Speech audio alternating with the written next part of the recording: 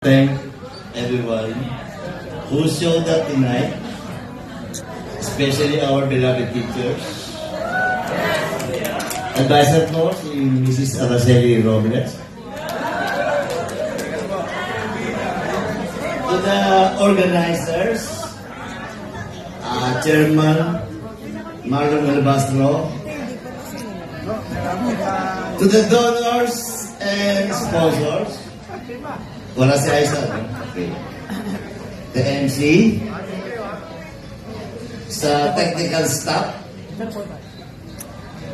and of course to our Almighty God for allowing us to see each other again after 50 long years.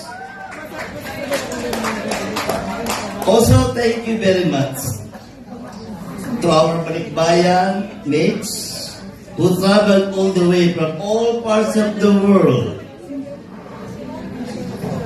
just to attend and to be with us tonight.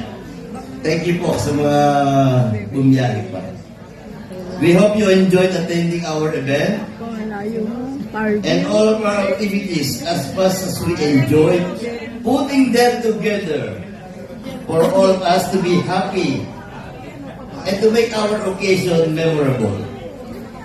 May you return safely back to your places of where you came from, and I hope and pray that we will see each other again. My endless and sincere thanks to all of us. May the good Lord always guide us at all times. Mabuhay ang PPS Class Batch 74.